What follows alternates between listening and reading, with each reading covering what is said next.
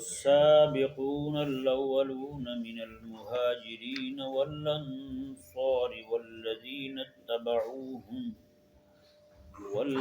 اتبعوهم بإحسان رضي الله عنهم ورضوا عنه وأعد لهم جنات تجري تحتها الأنهار خالدين فيها أبدا ذلك الفوز العظيم. سبحان اللہ.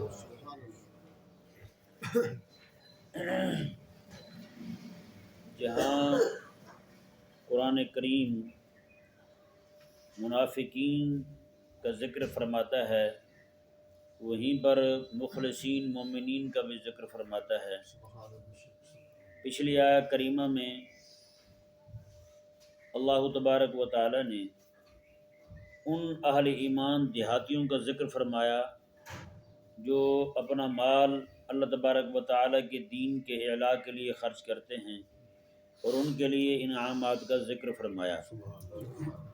اس آیت مبارکہ کے اندر اللہ تبارک و تعالی نے سابقون اولون کی عظمت اور شان کو بیان فرمایا اور ان کے لیے اپنی طرف سے تیار شدہ انعامات کا ذکر فرمایا.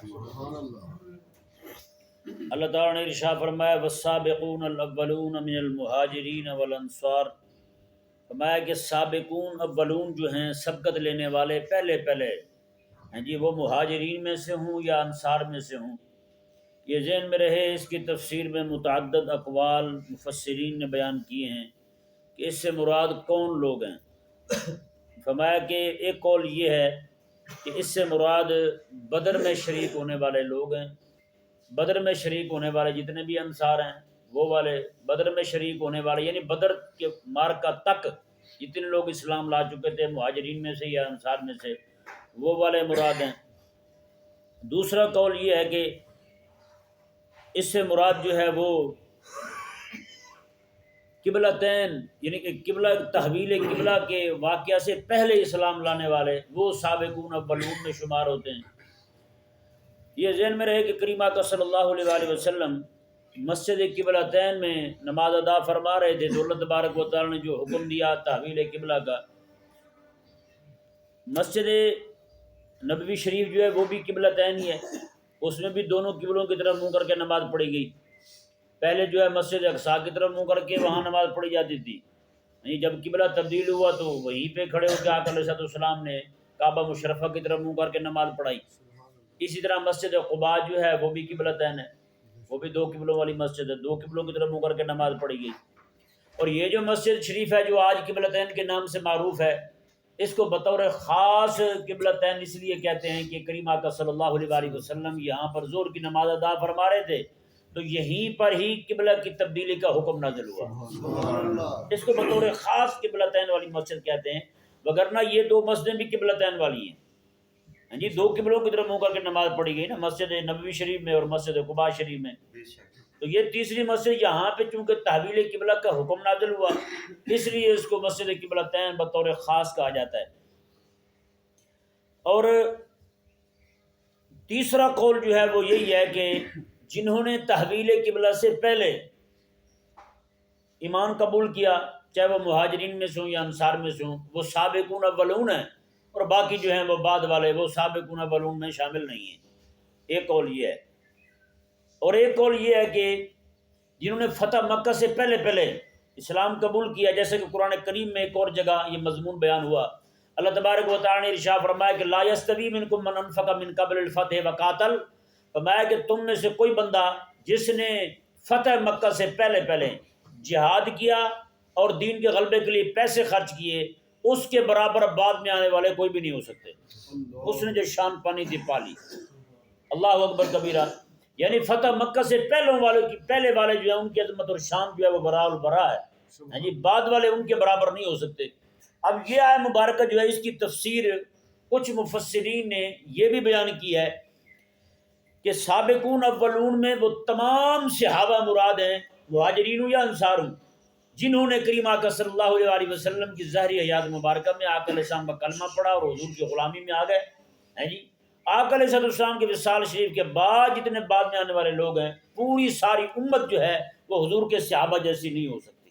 بے شک. جی سابقون اولون میں سارے صحابہ پھر شامل ہوں گے، چاہے وہ بدر سے پہلے اسلام لانے والے ہوں یا بدر کے بعد اسلام لانے والے ہوں، حدیبیہ سے پہلے اسلام لانے والے ہوں یا حدیبیہ کے واقعہ کے بعد اسلام لانے والے ہوں، یا پھر جناب تحویل قبلہ سے پہلے اسلام لانے والے ہوں یا تحویل قبلہ کے بعد اسلام لانے والے ہوں، فتح مکہ سے پہلے خرچ کرنے والے جہاد کرنے والے ہوں یا پھر فتح مکہ کے بعد اسلام لانے والے جہاد کے لیے مال خرچ کرنے والے جہاد کرنے والے مراد ہوں. تو اب کریم آقا علیہ السلام کے تمام صحابہ سابقون اولون میں شمار ہو جائیں گے. باقی اس کے مقابلے میں بعد میں آنے والی ساری کی ساری امت ہوگی وہ سابقون اولون میں وہ شامل نہیں ہوں گے. اس سے آپ یہ بھی اندازہ لگا سکتے ہیں سابقون کہتے ہیں سبقت کرنے والے کو، مسابقہ سے نکلا ہے. مسابقہ کہتے ہیں مقابلے کو، یہ مقابلہ جیت جانے والے کو مسابق کہتے ہیں. کیا کہتے ہیں؟ مسابق کہتے ہیں. یعنی یہ سبقت لے گیا ہے، آگے بڑھ گیا ہے. اللہ اکبر کبیرہ. نیکی کے کام میں آگے بڑھنے کا کتنا اجر ہے جی. نیکی کے کام میں اللہ تعالیٰ نے خود قرآن میں ارشاد میں سابقوا الی مغفرۃ من ربکم، فرمایا کہ تم اللہ تبارک و تعالیٰ کی مغفرت اور اس کی جنت کی طرف سبقت کرو، مقابلہ کرو. تم مقابلہ کس چیز میں کرنا ہے؟ جنت کی طرف. مقابلہ کس کام میں کرنا ہے؟ اللہ تعالیٰ کی مغفرت کی طرف، کہ میں اللہ تعالیٰ کی مغفرت حاصل کر لوں، میں اللہ تعالیٰ کی مغفرت حاصل کر لوں. یہ مقابلہ ہونا چاہیے. اس بات میں مقابلہ یہ محمود ہے، مستحسن ہے یہ والا مقابلہ. لیکن ہمارے مقابلے چل رہی اور رہے ہیں جی. ہمارے مقابلے کن کے ہیں؟ قوموں کے مقابلے چل رہے ہیں، آپس میں ذاتوں کے مقابلے چل رہے ہیں. ایک ٹاؤن کے دوسرے ٹاؤن کے ساتھ چل رہے ہیں، ایک شہر کے دوسرے شہر کے ساتھ چل رہے ہیں جی. ایک قوم کے دوسرے قوم کے ساتھ چل رہے ہیں، ایک ملک کے دوسرے ملک کے ساتھ چل رہے ہیں. یہ نہیں ایک فرقے کے مقابلے دوسرے فرقے کے ساتھ چل رہے ہیں. وہ نیکی کے کام بھی کریں گے اس لیے نہیں کریں گے کہ اللہ تعالیٰ راضی ہو جائے، اس لیے کریں گے یار وہ کر رہا ہے میں بھی کروں، ہے نا. فلاں مسلک والا یہ کر رہا ہے تو مجھے بھی اس سے آگے بڑھنا چاہیے. یہ نہیں کہ اللہ تبارک و تعالیٰ کی رضا پانے کے لیے آگے بڑھنا چاہیے، کیونکہ اللہ تعالیٰ نے جو فرمایا مسابقہ کا سابقوا الی مغفرۃ من ربکم، تمہارے رب کی طرف سے جو بخشش ہے نا اس کی طرف بڑھو. یعنی من ربکم جو ہے یہ وجہ بیان کر رہی ہے مغفرت کی طرف تم نے بڑھنا کیوں ہے، مغفرت کی طرف تم نے مقابلہ کرنا کیوں ہے.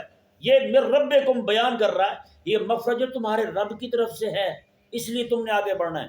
وجنت، اور جنت کی طرف تم مقابلہ کرو. تو جنت کیسی ہے؟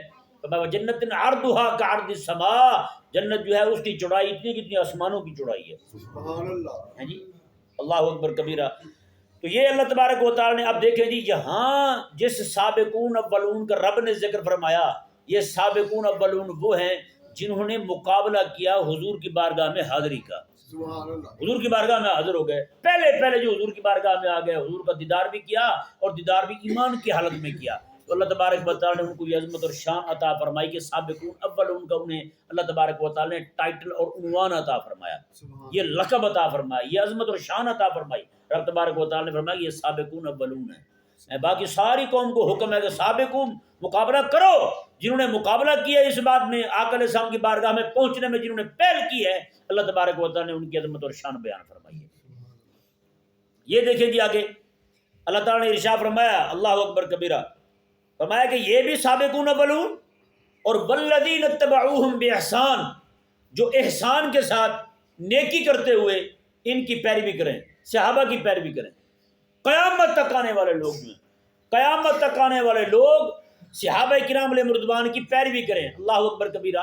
رب تعالیٰ کو حضور کے صحابہ کے غلام ایسے پیارے لگے ہیں، سبحان اللہ. محبوب رب کو اتنا پیارا لگا، کریم آقا علیہ السلام کی ذات اتنی پیاری لگی رب تبارک و تعالیٰ کو کہ رب تبارک و تعالیٰ نے فرمایا جس کا بھی حلیہ، جس کا بھی عمل میرے حبیب جیسا ہوگا نا اسے بھی اپنا محبوب بنا لوں گا. سبحان اللہ. قل ان کنتم تحبون اللہ فاتبعونی یحببکم اللہ. اور رب تبارک و تعالیٰ نے آگے فرمایا اللہ اکبر کبیرہ، حضور کے صحابہ کو معیار ایمان قرار دیا.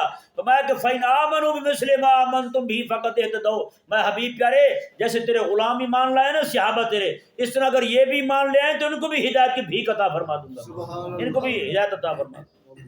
صحابہ کو معیار ایمان قرار دیا رب تبارک و تعالیٰ نے. اور یہاں پر کیا فرمایا رب تبارک و تعالیٰ نے؟ اللہ اکبر کبیرہ. رب تعالیٰ نے فرمایا حبیب پیارے اور جتنے بھی لوگ تیرے صحابہ کے پیروکار ہیں نا، سبحان اللہ. پیروکاری بھی کریں احسان کے ساتھ، یعنی صحابہ کے ساتھ حسن عقیدہ بھی رکھیں، حسن اعتقاد بھی رکھیں.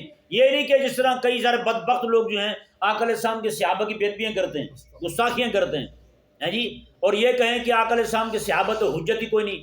اگر حجت ہی نہیں ہے صحابہ تو اللہ تبارک و تعالیٰ نے ان کے ایمان کو حجت کیوں قرار دیا ہے؟ ان کے ایمان کو رب تعالیٰ نے معیار کیوں قرار دیا ہے جی؟ اتنی عظمت اور شان صحابہ کی کہ رب نے فرمایا جیسے تیرے صحابہ کا ایمان ہے نا ایسا یہ بھی لے آئیں تو حبیب یہ بھی ہدایت پا جائیں گے. سبحان اللہ.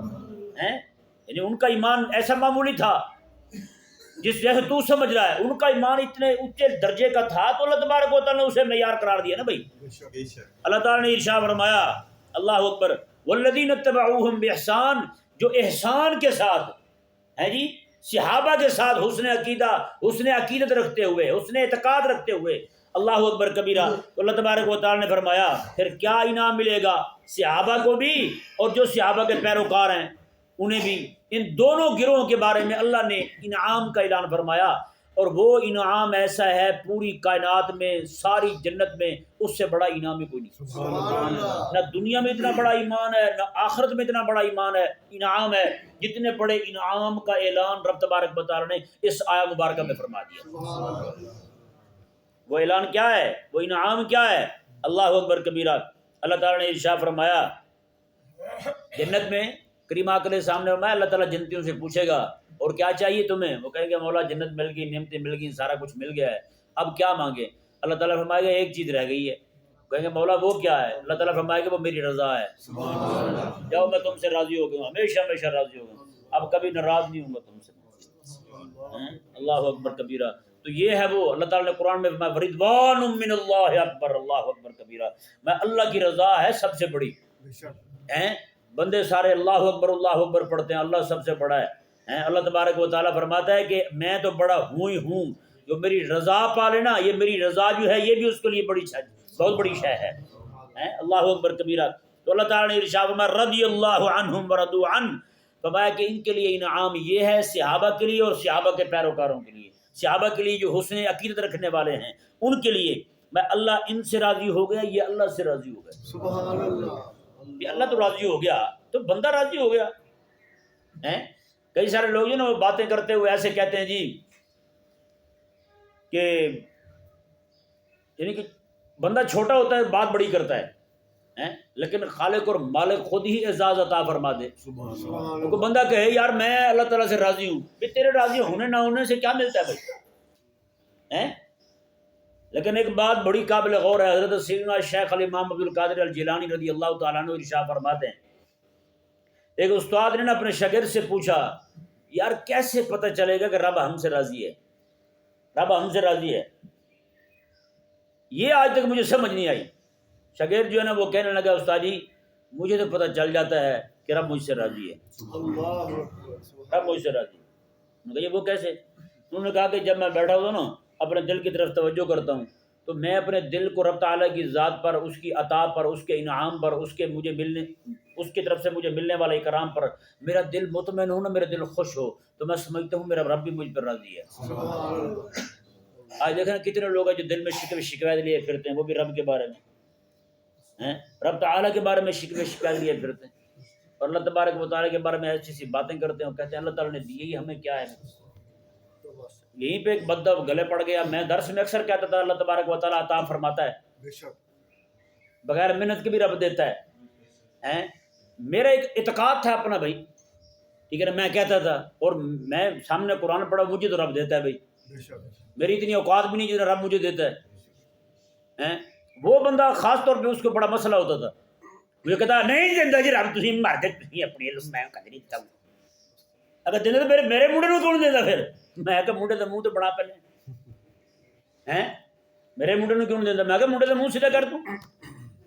اب ذرا دو بندے تھے سفر میں جا رہے ہیں تو راستے میں ایک جگہ ٹھہرے مسجد میں، تو ایک نے دوسرے کو کہا یار بھوک لگی ہوئی ہے آج چلیں ذرا کسی کو جا کے کہیں کہ روٹی ہمیں دیں. اس نے کہا بھائی اللہ تعالیٰ بڑا کریم ہے، میں تو ادھر بیٹھا ہوں، تو نے جانا مانگنے تو جا، مجھے تو رب یہی دے گا. اس نے کہا بھی دیکھ رب نے بھی یہ نہیں کہا کہ بیٹھے رہو تو دے دوں گا، رب نے بھی کہا ہے حرکت کرو تو برکت ملے گی. اس نے کہا ٹھیک ہے کر حرکت پھر تو میں تو بیٹھا ہوں. اب وہ بیٹھا رہا، وہ گیا گلی میں ایسے جا رہا ہے، خاتون جو ہے نا مائی صاحبہ، انہوں نے دیکھا کہ بندہ مسافر لگتا ہے. اس نے کہا بھائی مسافر ہیں آپ؟ اس نے کہا ہاں جی مسافر۔ اس نے کہا کھانا تو کھانا ہوگا آپ نے؟ میں نے کہا کھانا تو کھانا ہے، ظاہری بات ہے۔ ہوٹلوں کا نظام نہیں ہوتا تھا پہلے، ہوٹل ہوتے تھے مجبوری کی وجہ سے بنتے تھے، اب شوق سے بنتے ہیں۔ پہلے ہوٹل مجبوری کی وجہ سے ہوتے تھے، ہوٹل پہ سفر میں جا رہے ہیں لوگ کھا لیتے تھے۔ تو پہلے ایک علاقے میں ہوٹل بنا تو لوگوں نے ان کو باتیں کر کر کے ان کو کھچ کر کے ہوٹل بند کروا دیا۔ انہوں نے کہا یار اب تم روٹی بھی بیچا کرو گے یار، کیسے لوگ؟ یہاں تو دودھ جو ہے وہ ہم جو مول خریدتے ہیں کتنے روپے کلو آتا ہے؟ 200 روپے کلو۔ اللہ دی قسم خالص ہے، خدا پاک دی قسم 250 روپے کلو خالص ہے یا نہیں؟ تو دودھ جو ہے، میں کشمیر گیا ہوں ایک جگہ، آپ حیران ہوں گے، وہاں گاڑیاں ہماری پھنس گئیں، اوپر پہاڑی تھی، وہاں گھر تھے، ہم وہاں چلے گئے۔ وہاں ہم نے کہا کہ ہم نے نا چائے پینی ہے، تھکاوٹ ہو رہی تھی سب کو، دوست سارے، تو ایسے ہی مہمان بن گئے ہم بھی دھکے سے۔ ہم نے کہا کہ وہ چائے بنا دیں تو ہم جو بھی آپ کی خدمت بنے گی ہم آپ کو دیں گے۔ انہوں نے کہا ہم نے آج تک کبھی دودھ بیچا ہی نہیں ہے۔ سبحان اللہ۔ نہیں، پہلے آپ تو اپنے بڑیروں سے سنتے ہوں گے نا دودھ نہیں بیچتے تھے، تو اب بھی کشمیر کو علاقہ ایسا تھا، میں وہاں گیا تو ہم 10-15 دوست تھے، سب نے وہاں چائے پی۔ انہوں نے بکریوں کی تربیت کی ہوئی تھی جی، ان بکریاں ایسے بندھی ہوئی تھیں باڑے میں، بکریوں کو چھوڑا، انہوں نے کہا مہمان آئے ہوئے ان کو سلام کرو۔ بکری جناب اپنی ٹانگ اٹھا کے ماتھے پہ ماری اس نے، میں نے کہا شکر ہے کسی مہمان کو نہیں ٹھوک دی اس نے، ہیں جی۔ ایسے ہی جناب بکریاں ساری تربیت یافتہ جناب ٹانگ اٹھا کے اپنے ماتھے پہ مارے اس طرح۔ میں نے کہا بھی صحیح تربیت کی ہے۔ اب انہوں نے کہا کہ ہم تو بھائی دودھ بیچتے ہی نہیں ہیں۔ انہوں نے کہا کہ ہم تو بھائی اب روٹی بیچا کرو گے تم تو مجبوری کی وجہ سے ہو، ہوٹل بنتے تھے اب شوق سے بنتے ہیں۔ گاؤں دیہاتوں میں بھی اب چلے جائیں ان کے بھی مزاج خراب ہو گئے، خواتین گھر میں بیٹھی ہوئی ہیں، آج روٹی نہیں بنانی جی باہروں لینا تھی، کتنے ہو جی فلانی جگہ، چل روٹی پھر باہروں ہی پھڑی ہے، وہ باہروں ہی پھڑ جاتے ہیں روٹی، ہاں جی، خرچہ اس سے بھی دگنا پڑ جاتا ہے، نظام جو ہے نا وہ وہیں کا وہیں کھڑا ہے۔ بہرحال تو وہ اب اس نے کہا کہ بیچنے والی تو بات تھی نہیں، اس نے کہا بھائی باجی ایک میں ہوں اور ایک میرے ساتھ اور بھی بندہ ہے، اس نے بھی روٹی کھانی ہے۔ اس نے کہا اچھا۔ اس نے 2 بندوں کی روٹی پکا کے دی، برتن میں ڈال کے وہ لے آیا، کہنے لگا اٹھ مر کھا، گیا نہیں تھا لینے کے لیے، کھا تو صحیح پک تو۔ اٹھ کے بیٹھ گیا، کہتا واہ کریمہ، جس کا جو نظریہ تھا تم نے اسی کے مطابق دیا ہے۔ سبحان اللہ۔ وہ کہتا تھا کہ محنت کرو تو ملتا ہے، میں کہتا تھا ایم بھی مل جاتا ہے، اسے تم نے محنت پہ دی ہے، وہ جا کے باہر گھوم کے آیا لے کے آیا، میں کہتا تھا تو ایسے دے دے، تو نے مجھے گھر پڑے ہوئے عطا فرما دیا۔ تو بھئی یہ رب تبارک و تعالیٰ کی عطا ہے یا نہیں؟ رب تبارک و تعالیٰ، اگر شیخ سعدی رحمہ اللہ نے بڑی زبردست بات کی ہے، وہ کہتے ہیں اگر اللہ تبارک و تعالیٰ عقل کی بنا پہ کسی کو روٹی دیتا نا تو پاگلوں نے بھوکے مر جانا تھا، پاگلوں نے بھوکے مر جانا تھا۔ کئی بار میں نے بتایا، ہمارا ایک دوست ہے، وہ اللہ تعالیٰ نے بہت عطا فرمایا اس کو، ہیں جی، عقل کے حساب سے اتنا وہ پیدل ہے، یعنی کہ 11 نمبر پہ چلتا ہے وہ، کبھی یعنی کہ شلوار باندھنے کا جو اظہار ہوتا ہے نا اس کا، وہ بھی کبھی اوپر نہیں ہوا، وہ گھٹنوں سے نیچے ہوتا ہے ہمیشہ، اور اس کی آپ جداد دیکھ لیں، اس کا نظام دیکھ لیں سارا، آپ حیران ہو جائیں، آپ کہیں یار واہ کیا بات ہے۔ شیخ سعدی رحمہ اللہ فرماتے ہیں ایک جگہ ایک بندہ جا رہا تھا، گدھے پہ اس نے کوئی سامان رکھا ہوا تھا، وہ رکھتے تھے نا زین باندھتے تھے اوپر سامان رکھنے کے لیے، کپڑے کا بنا ہوا، تو کہتے ہیں اس نے پوچھا یار یہ کیا ہے، ایک بندے نے پوچھا، اس نے کہا یار یہ ایک طرف جو ہے نا وہ ریت ہے، ایک طرف آٹا ہے، تو خود پیدل چل رہا تھا۔ اس نے کہا یار ریت کیوں لے کے جا رہے ہیں؟ اس نے کہا وزن برابر کرنے کے لیے، اگر صرف آٹا ہی رکھوں گا تو وہ تو ایک طرف آ پڑے گا۔ اس نے کہا خدا کے بندے آٹا آدھا ادھر کر لے آدھا ادھر کر لے، خود اوپر بیٹھ جا۔ اس نے کہا یار کیا بات کی ہے تو نے، تو بڑا دھنا بندہ ہے تو۔ اس نے کہا تیرے پاس تو بڑا پیسہ ہوگا۔ اس نے کہا پیسے کی کیا بات کرتا ہے، ایک وقت روٹی کھاتا ہوں دوسری کی فکر لگ جاتی، دوسری نہیں ملتی مجھے تو، بڑی پریشانی رہتی ہے مجھے تو روٹی کے معاملے میں۔ اس نے آگے سے کہا، اس نے کہا بھائی جا تیری مہربانی اپنا مشورہ کول رکھ کہ تیرا مشورہ مان کے تو میں بھی بھوکا لگا پھرتا ہوں۔ اب دیکھیے عقل نہیں ہے اس کے پاس لیکن روٹی ہے اس کے پاس، رزق میسر ہے اسے، تو یہ اللہ تبارک و تعالیٰ کی عطا ہے بھائی، جس کو عطا فرما دے۔ شیخ سعدی فرماتے ہیں اگر روٹی جو ہے نا وہ عقل کی بنا پر ملتی تو پاگلوں نے بھوکے مر جانا تھا۔ پاگل آپ کو پوری دنیا میں کہیں بھی دکھائی نہ دیتا، ان کو کچھ نہ ملتا، لیکن آپ دیکھتے ہیں کتنے سارے بیچارے احمق ہیں، ان کو بڑی بڑی حکومتیں ان کو میسر آ جاتی ہیں، 100 روپے فی کلومیٹر ہیلی کاپٹر کا سفر کروا دیتے ہیں وزیر ہمارے، کہ نہیں؟ وہ پچھلا وزیر جو گزرا ہے اس سے انہوں نے کہا جی ہیلی کاپٹر میں تو بڑا خرچہ پڑتا ہے، آپ اتنا کیوں کرتے ہیں؟ ہیلی کاپٹر پہ جدھر جا رہے ہیں ہیلی کاپٹر پہ گاڑی استعمال کر لیں۔ اس نے کہا 100 روپے کلو میٹر فی سفر پڑتا ہے، 100 روپے کا کلو میٹر پڑتا ہے ہیلی کاپٹر کا، اندازہ لگا، اور قوم بھی آگے سے ساری خوش ہو رہی۔ حضرت شیخ سعدی رحمہ اللہ فرماتے ہیں کہ ہارون رشید کے دور میں مصر کا علاقہ جو ہے نا، وہ گورنر وہاں کا رخصت ہوا تو ہارون رشید نے کہا کہ میں یہاں پہ کسی ایسے بندے کو گورنر نہیں بناؤں گا جو بننے کے بعد، حاکم بننے کے بعد میں کہے کہ میں خدا ہوں، جیسے فرعون نے کہا تھا۔ فرعون بھی تو مصر کا تھا نا، میں ایسا نہیں کروں گا۔ انہوں نے اپنا ایک غلام دیکھا بالکل بھدی شکل والا، کالا دھوں، اسے فرمایا کہ یار تو گورنر بن جا، وہ گورنر بن گیا۔ بارش آئی، لوگوں نے اپنا کپاس کاشت کر رکھی تھی، بارش کی وجہ سے ساری کپاس ہی خراب ہو گئی۔ لوگ سارے شکایت لے کے اس کے پاس آئے، کہنے لگے جی کپاس خراب ہو گئی ہے، تو بارش آئی تھی، اب وہ تو اس لیے شکایت لے کے آئے کہ ہمارا کچھ مداوع ہو جائے، ہمیں کچھ نہ کچھ مل جائے حکومت کی طرف سے۔ آگے سے وہ کہنے لگا یار آپ کو کس نے کہا تھا کہ کپاس جو ہے وہ تو خراب ہو جاتی ہے بارش کی وجہ سے؟ آپ بھیڑ کے بال کاشت کر لیتے۔ کیا کاشت کر لیتے؟ بھیڑ کے بال کاشت کر لیتے، اون کاشت کر لیتے، آپ اونٹ کے بال تھے، بھیڑ کے بال تھے، وہ کاشت کر لیتے، خراب تو نہ ہوتا کم از کم بارش میں۔ آپ نے تو خود ہی غلط حرکت کی ہے، اب آپ میرے پاس شکایت لے کے آئے ہو، میں کیا کر سکتا ہوں آپ کا؟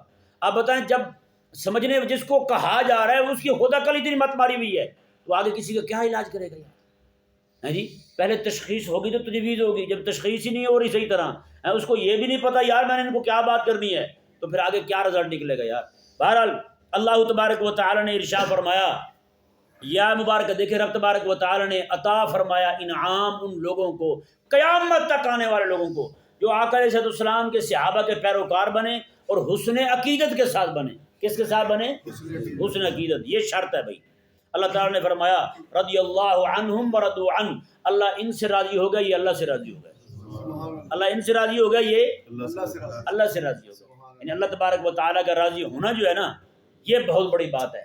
اس لیے بندہ مومن کو چاہیے کہ وہ اپنے دل میں جھانکتا رہے کہ اللہ تبارک و تعالیٰ کے لیے، کیونکہ آقا علیہ السلام کا فرمان ہے، رب فرماتا ہے انا عند ظن عبدی بی، میں اپنے بندے کے گمان کے مطابق ہوتا ہوں، جیسے میرا بندہ میرے بارے میں گمان رکھتا ہے، اللہ فرماتا ہے میں بھی اس کے ساتھ وہی معاملہ فرماتا ہوں، میں بھی وہی معاملہ فرماتا ہوں۔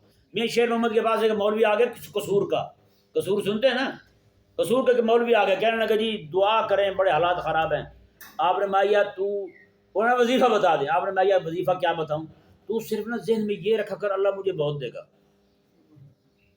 اللہ مجھے بہت دے گا، سچی بات ہے، یہی اعتقاد رکھا کر تو بس۔ اس نے کہا اچھا، اب وہ چلا تو گیا، لیکن جا کے پریشانی کا شکار، نہ وظیفہ دیا نہ دعا دی، کہ یہ دل میں سوچنا ہے کہ اللہ بہت دے گا۔ اس نے کہا جس سے کیا ہونے والا بھلا بتائیں؟ اللہ اکبر۔ وہ ایک بزرگ کے پاس گیا، کہنے لگا یار آپ ہی وظیفہ بتا دیں۔ میں میاں صاحب کے پاس گیا تو انہوں نے تو مجھے وظیفہ نہیں دیا، یہ کہا کہ دل میں صرف یہ سوچا کرتا ہوں۔ انہوں نے کہا اچھا، اب جب انہوں نے یہ کہا نا کہ دل میں صرف یہ سوچا کر، انہوں نے کہا خدا کے بندے انہوں نے تو تجھے بہت بڑا وظیفہ بتا دیا ہے، سارے وظیفوں سے بڑا وظیفہ بتایا۔ میں کہا جی وہ کیسے؟ انہوں نے کہا یہ تو اللہ تعالیٰ کا فرمان انا عند ظن عبدی بی، میں اپنے بندے کے گمان کے مطابق کرتا ہوں، جیسے میرا بندہ میرے بارے میں سوچتا ہے نا کہ رب، بندہ یہ کہتا ہے میرا رب مجھے بخش دے گا، رب فرماتا ہے میں بخش ہی دیتا ہوں۔ یا کوئی بندہ کہے نا رب نے بخشنا کو نہیں، میں رب فرماتا ہے پھر میں بھی نہیں چھوڑتا اس کو، میں بھی کہتا ہوں آیا پھر لینے لگ جاتا ہوں۔ ٹھیک ہے نا جی، یہ ذہن میں رہے مسئلہ بھائی۔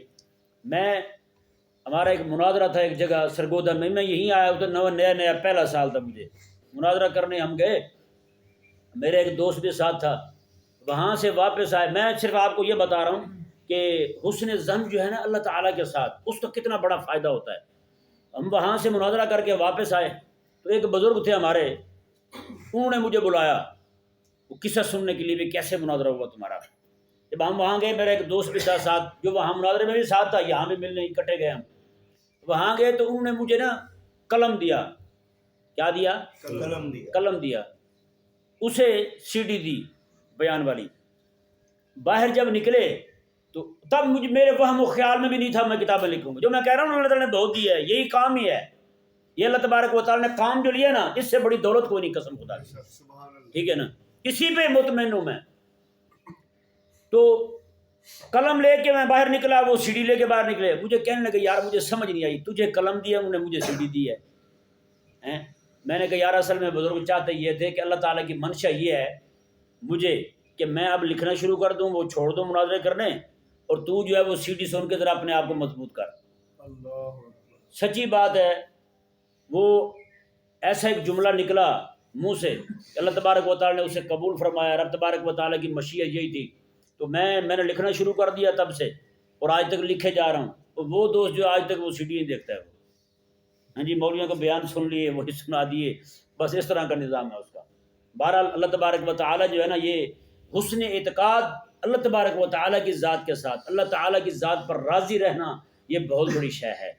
بے شک وہ شاگرد نے کہا جی جب میں اپنے دل میں جھانکتا ہوں نا، میرا دل رب تعالیٰ کے پہ مطمئن ہو، رب تعالیٰ سے راضی ہو، تو مجھے یقین ہو جاتا ہے کہ رب مجھ پہ راضی ہے، سبحان اللہ رب مجھ پہ راضی ہے۔ راضی ہے۔ اس لیے یہ ہر بندہ جو ہے نا اپنے رب سے راضی رہا کرے، شکوے شکایت جو ہے نا بار بار ہر بات پہ شکوے شکایت یہ مناسب نہیں ہے، وہ بھی رب تعالیٰ سے شکوے ہیں۔ اللہ تبارک و تعالیٰ ہمیں سمجھنے کی توفیق دے۔ اللہ تعالیٰ نے فرمایا وَأَعَدَّ لَهُمْ جَنَّاتٍ تَجْرِي تَحْتَهَا الْأَنْهَارُ خَالِدِينَ فِيهَا، میں جماعت صحابہ کے لیے اور جماعت صحابہ کے ساتھ حسن اعتقاد رکھنے والے، صحابہ کے ساتھ پیار کرنے والے، صحابہ کے ساتھ محبت رکھنے والے دو گروہوں کے لیے انعام کیا ہے؟